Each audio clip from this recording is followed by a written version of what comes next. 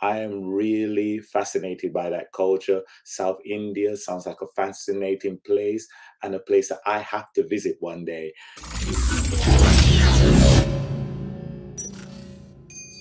Hi, my name is P.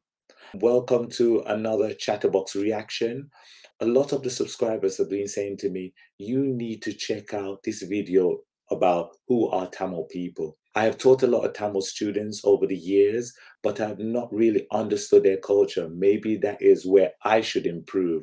But thank you for the subscriber that has reached out and says, you need to check out this video. So it's about 26 minutes long. I'll be watching it, trying to understand, seeing if I'll be able to take in as much information as I can. But I'm really fascinated and I like to learn because you know what? Nothing is better than somebody that is open to learning. I like to reach out to my students and says, you need to sap up information. You need to kind of reach out and explore knowledge because knowledge is a fundamental key.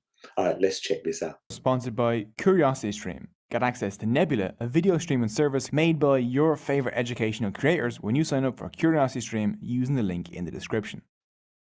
This is South India, home to the biodiversity hotspots, the Western and Eastern Ghats, the Bengal tiger, the Nilgiri tar, the Indian elephant, and whatever this creature is. Here is also the cradle of Tamil culture. Today, there are about 80 million Tamils in the world. Wow. That's more than there are French, Colombians, or Kenyans. Most Tamils live in North and East Sri Lanka or in the southern Indian state of Tamil Nadu, literally Tamil country. Tamil Nadu is now a state in modern India, but for thousands of years, Tamilakam, or the homeland of the Tamils, was much larger and ruled by independent kingdoms. Tamil culture is the last surviving classical civilization because they've managed to keep their beliefs, culture and language intact for over 2,000 years.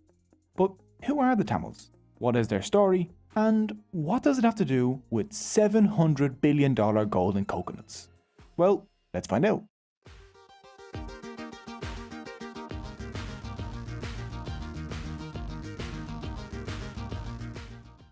The Tamils, maybe more than any other people, are in love with their language. Tamil writing has been dated as far back as the 6th century BCE, from the archaeological site Kairadi in India, and from the 2nd century BCE at Punakari in Sri Lanka, making it one of the oldest datable languages still in use. Tamils often call their language Tamartai, which means the Tamil mother. It's more important to the Tamil identity than land, race, or religion. If you want to have the most intense conversation of your entire life, just go ask a Tamil person anything about the Tamil language. Tamils also take pride in the independent origin of their language. See, you can roughly divide India linguistically in half. North Indians generally speak languages descended from Sanskrit, an Indo-European language. This language family stretches from North India all the way over to Iceland. South Indian languages like Tamil belong to a completely unrelated language family called Dravidian. Unlike Sanskrit, which like Latin is no longer spoken, modern Tamil survives as a living language for millions of speakers. Dravidians do not like it when North India tries to push its culture or language on the south. The earliest clear evidence of Tamil people are urn burials dating from around 1000 BCE at Adich and Alor. Amazingly, they found evidence there of the worship of a god with a trident and a peacock, very like the Hindu Tamils' favourite god today, Murugan. Wow. But the Tamils really leap into world history when the Maurya Emperor Ashoka mentions the unconquerable southern Tamil kingdoms in his rock inscriptions made between 273 and 232 BCE. Which is impressive when you consider the fact that the Maurya Empire essentially conquered everything else. This is right around the beginning of a Tamil golden age known as the Sangam period, lasting from the 3rd century BCE to the 3rd century CE. At this time, Tamilakam was ruled by 3 Tamil dynasties: the Solas, the Seras, and the Pandyas. Unfortunately, there were no actual pandas in the Pandya kingdom. I know. The Tamil kings were immeasurably rich and used their wealth to sponsor century-long poetry slams, called the Sangams at the Pandya capital, Madurai, where male and female poets would show off their works. These poets created thousands of poems, books, and epic stories called Sangam Literature.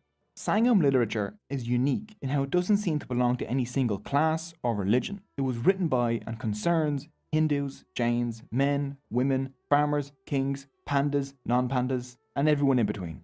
One great Sangam poet, Poonkunkrenar, emphasized the equality of all humans, saying, "I am a citizen of the world, and everyone in the world is related to me." This was quoted by one of India's most beloved presidents, the Tamil Muslim aerospace scientist Abdul Kalam, at the European Parliament in 2007.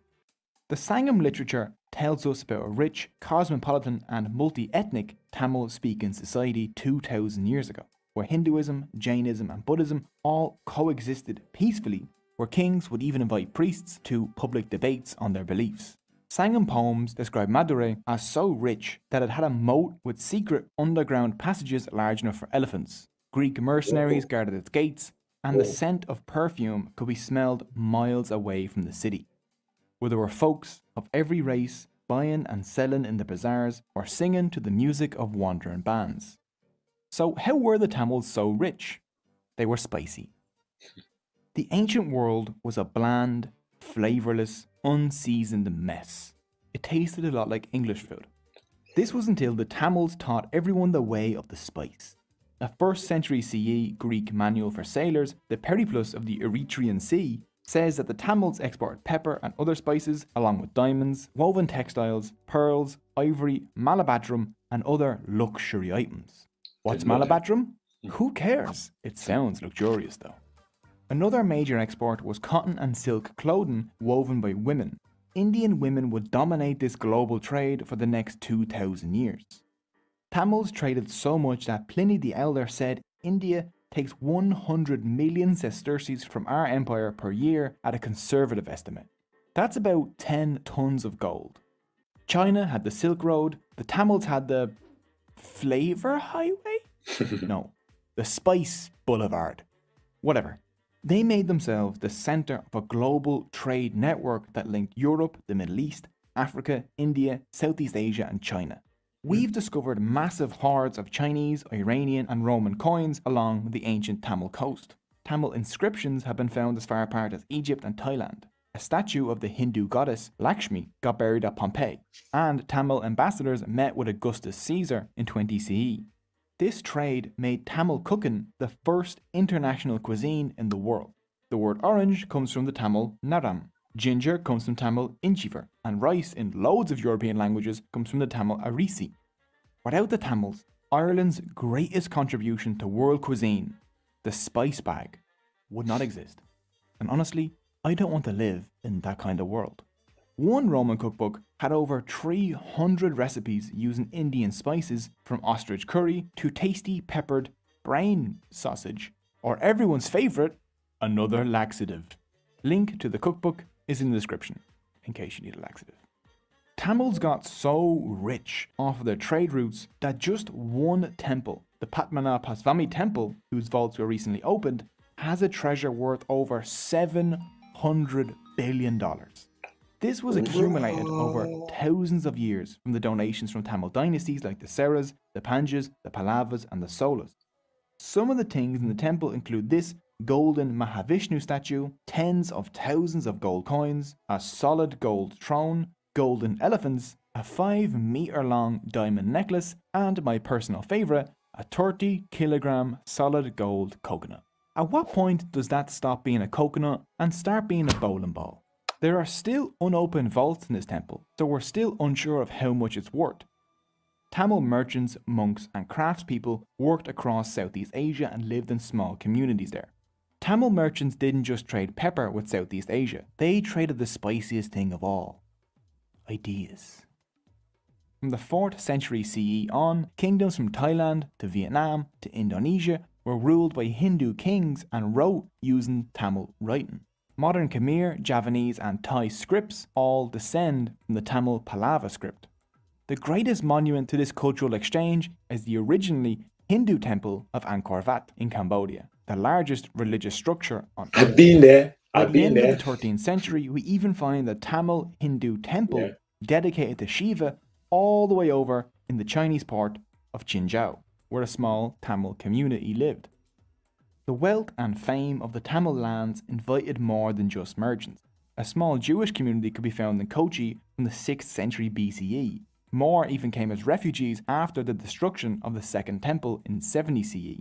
and according to local tradition, the Jews were followed by St. Thomas, the apostle of Jesus, who landed in India in 52 CE and started converting people to Christianity. From Thomas, India's current Syrian Christian community claims descent. In 629 CE, a mosque was built by Muslim merchants in Muziris, and you can still go visit it today, or a part of it at least, because the Portuguese blew it up in 1504, but it's still cool. You can still see some of it. Okay, so we're going to do a little time jump here. Let's see. Invaded by Buddhist warrior tribes, Jainism and Buddhism take over for a bit, rise of the Pallava dynasty, Hindu revival. Here it is. After the Sangam period, the next great Tamil golden age happened under the Sola dynasty, between the 9th and 13th centuries. Their greatest king, Raja Sola, rose to the throne in 985 CE. He and his son quickly turned his modest kingdom into an empire that conquered most of South India, Sri Lanka, and the Maldives. The Sola used their massive navy, the largest in Asia at the time, to control the trade routes between Southeast Asia and China. When the Srivijaya Empire threatened to block Sola access to the Straits of Malacca, the Solas launched massive naval attacks across Indonesia and Malaysia and even kidnapped the Srivijaya king. And no one ever messed with their trade routes ever again. Along with an army containing 60,000 war elephants, the Sola king's personal guard included the Padimuglir, or women bodyguards trained in Tamil martial arts and weapons. There are also mentions of women working as advisors and ambassadors, and using their own money to make large donations to temples. Raja Sola poured his enormous wealth into building massive temples in a style called Dravidian architecture, the most well known of these being the Raja Jaiswara temple in Tanjavur. This 66-meter tall soaring monument to Raja was one of the tallest buildings in the world at the time. Other than Raja temple, other Sola/Dravidian architecture is also breathtaking, like the Iyarateswara temple, the Kankikonta Solapuram temple, and the Champakaresuvara temple. Sola temples also acted as banks. These temples received massive donations from the royals, and then they offered loans from those donations to farmers, villages, and merchants. Sola temples became this weird vehicle for redistributing wealth and reinvesting it in arts and local communities, making everyone richer. It's no wonder why when Marco Polo came here in 1273, he called the Sola lands the richest province on earth. Sola power declined in the 12th and 13th centuries. Buddhism and Islam replaced Hinduism in Southeast Asia, and Tamil lands in Kerala drifted away and developed their own language and culture, which resulted in the modern Malayalam language. Okay, so we're going to need to do another time jump. We have Muslim invasions from the north, rise of the Vijayanagara, who built the world's second largest city, arrival of the Portuguese, destruction of the Vijayanagara by Muslim armies, Tamil lands fracture into small states, and here it is. No, it can't be. Not you again. Tally ho, 'tis a smashing civilization you've got there. 'Twould be a shame if someone were to plunder it. Tamilakam was split into small, competing states in the 17th century, which made it easier for the newly arriving European powers to invade. By the end of the 18th century, most of South India was under British rule. The Tamils resisted the British invasion. One example is that of the Queen of Shivaganga, Velu Nachiyar. To protect her kingdom from invasion, she built an army to resist the British imperialists. This army included a regiment of women soldiers. One of them, Kulili, volunteered to destroy a vital British ammunition depot that was located inside a temple. Kulili and her fellow warriors easily entered the temple as worshippers because the British thought women were harmless. Unable to sneak weapons in, they poured oil over Kulili, who then set herself on fire and leapt into the ammunition depot, blowing it up and securing victory for her queen in the following battles, becoming the first woman martyr in India's long battle for freedom. Despite acts like this, by 1858, the British Crown had seized control of all of India. Famine quickly swept South India between 1876 and 1878, killing 8 million people. With the area devastated by famine, the British could dismantle the over 2,000-year-old Tamil textile industry. As British textile manufacturers couldn't compete with Tamil textiles, so they destroyed all the Indian looms. Then they pushed Tamils out of work as craftspeople and onto tea, sugar, coffee and opium plantations in India, or sent them off across their empire as indentured servants. John Sullivan, a colonial official in southern India, said, Under their own dynasties, all the revenue that was collected in the country was spent in the country. Our system acts very much like a sponge, drawing up all the good things from the banks of the Ganges and squeezing them out on the banks of the Thames. India would eventually win its independence from Britain in 1947. In the first 2 decades of Indian independence, language became a battlefield in India. In 1950, Hindi, the most spoken language in India, was selected as the sole official language of the country, with 1965 picked as the year the changeover from English would happen. Speakers of the Dravidian languages in the south didn't like Hindi because it was Sanskrit based, which they considered more alien than English. As 1965 approached, thousands of Tamil student protesters shouted, "Hindi never, English ever," in the streets of Chennai. 4 students set themselves on fire as a symbol of non-violent protest. Dravidian political parties made it clear that if Hindi became the official language of India, then Tamil Nadu would secede from India. The protesters won. The Official Languages Act Amendment of 1967 ensured the continued use of English alongside Hindi as the official language of India up until today. Even now in India, Tamil Nadu is famous for its independent streak, love of its culture and language, and for acting as the champion of Dravidian politics against the north.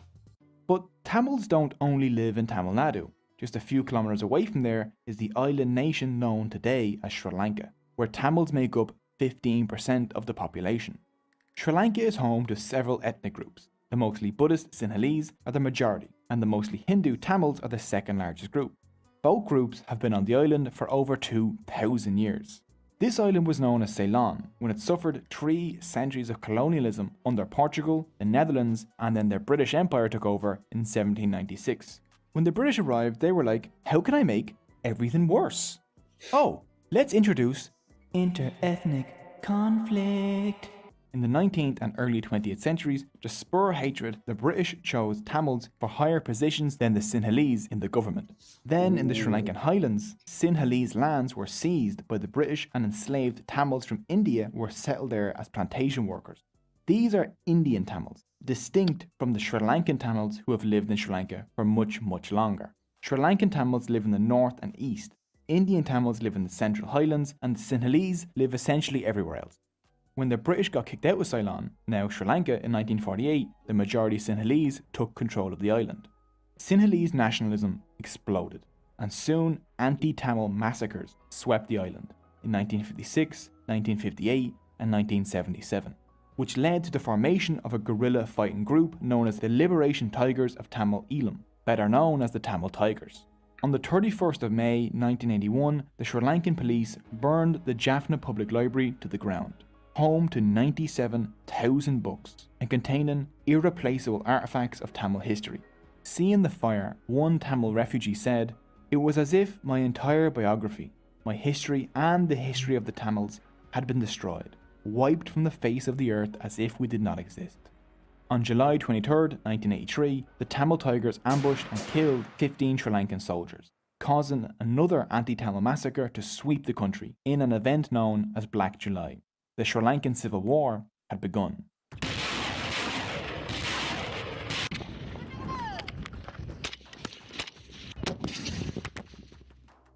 The Tamil Tigers were fighting for an independent Tamil nation in the Tamil parts of the island. As the war dragged on over decades, the Tamils became infamous for inventing the explosive suicide vest and for carrying out a suicide bombing campaign across Sri Lanka. The Sri Lankan army retaliated with brutal attacks against the Tamil Tigers, which mostly resulted in the deaths and displacement of tens of thousands of innocent Tamil civilians. The Sri Lankan state is still undergoing investigations for committing a genocide against the Tamils. This bloody war dragged on for 26 years, until the 18th of May 2009, when the leader of the Tamil Tigers, V. Pirapakaran, was killed and the Tigers surrendered. The war took the lives of over 100,000 people, with 40,000 Tamil civilians being killed in the final few months of the war. These are rough estimates because a proper investigation hasn't been done. The war caused a mass exodus of Sri Lankan Tamil refugees to India, Australia, Europe and North America. Today around 8 million Tamils live outside of India and Sri Lanka. From the 19th century onwards, they went as indentured labourers across the British Empire, especially to Malaysia, Singapore, South Africa, Fiji, Mauritius, and the Caribbean, where many have kept their Tamil identities. Tamil is actually an official language in Singapore and Malaysia. Well, I think now it's time to take a look at Tamil culture. Religion. Today, about 88% of the Tamil population of Tamil Nadu are Hindus, 6% are Christians, 5.8% are Muslims, and Jains, Buddhists, and Sikhs make up the rest. The most important Tamil festival is Thai Pongal, a harvest festival dedicated to the Hindu sun god Surya that usually occurs on the 14th of January. This festival is celebrated by all Tamils regardless of religion though. Pongal means to boil or overflow and refers to the traditional dish of new harvest rice boiled in milk with raw sugar. Pongal celebrations include decorating cows, ritual bathing, parades, prayers, dances, creating art, and getting together with friends and family and exchanging gifts. During Pongal in Tamil Nadu, you might also see a Jallikutta. In this over 2,000-year-old sport, an Indian bull is released into a crowd of people. Oh, that links to the grab the hump movie. of the bull's back with both arms and hang onto it for as long as possible, attempting to bring the bull to a full stop, thus taming the bull. If they do so, they get a prize. If no one tames the bull, the owner of the bull gets a prize. There have been many attempts to ban this sport in recent years, which has caused massive popular backlash.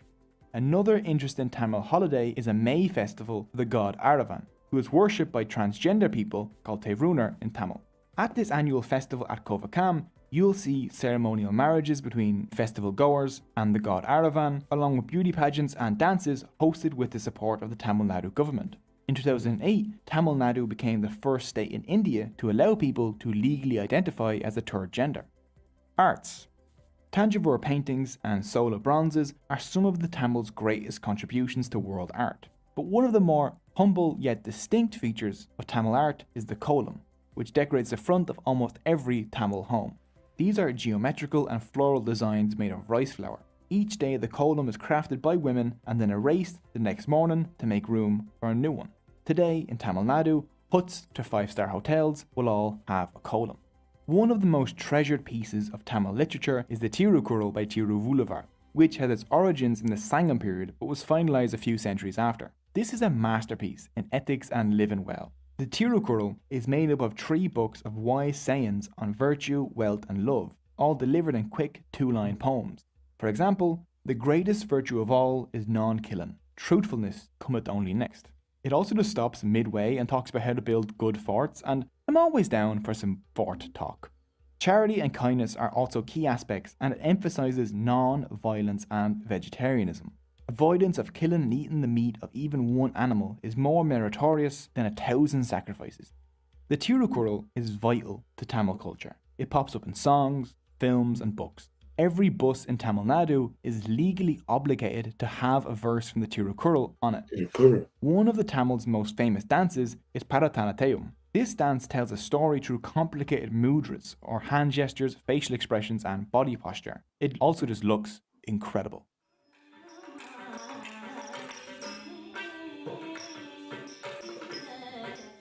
Food. Rice is the staple of the mostly vegetarian Tamil diet. Bananas and plantains, jackfruit, coconut, lentils, tamarind and mango are also commonly used ingredients, along with a huge amount of spices. Traditionally, a Tamil meal is eaten off of a banana leaf. Some favourite Tamil foods include the light and fluffy idli, the fried and spicy vadai, the crispy dosa, and the delicious fried banana bonda. And no Tamil dish is complete without a side of sambar, chutney, or in Sri Lanka, coconut sambal. Tamils also love their coffee, which they brew in this unique South Indian device. Cinema. Tamil people are passionate about cinema. Based in the Kodobakam neighbourhood in Sena, the Tamil film industry, or Kollywood, is the second largest film industry in India. Mani Ratnam's gangster epic Nayakam was included in Time magazine's 100 best movies of all time list. I actually watched a movie with one of Tamil cinema's superstars, Rajinikanth, where this happens, and it was an absolutely amazing few hours. Tamil cinema has even bled into Tamil politics. 3 chief ministers of the Tamil Nadu state have risen out of Tamil cinema. Tamil cinema acts as a way for Tamils to preserve their independent and original culture by producing films in the Tamil language based on Tamil ideas and culture. Wow, that was a lot of information. And it was very interesting. It was very intriguing. I was just digesting it. It was like there's so much now that I've seen in some of our reactions that makes a lot of sense. Is Jalakota sounds like a fascinating sport. I think we watched a trailer that had a scene from that, and I was like, what? Didn't get it. But now I actually understand it. Wow, I'm not going to be holding on to no ball. I couldn't be training it, but I am really fascinated by that culture. South India sounds like a fascinating place and a place that I have to visit one day. I really liked every aspect about it, the religion, the temples, what they fought for, the history, the culture. There's so much detail. And it's something that should be taught in a lot of Western schools. A lot of Western children should see this so they could understand a lot of cultures, not just for who are Tamil people, but so they can understand other cultures as well. But that was a fantastic video. Thank you for sharing it with me. I really appreciate it. My name is P. I hope you like and subscribe and make sure you share this video. And thank you very much to the subscribers that reached out and says, you know what, you have to watch this.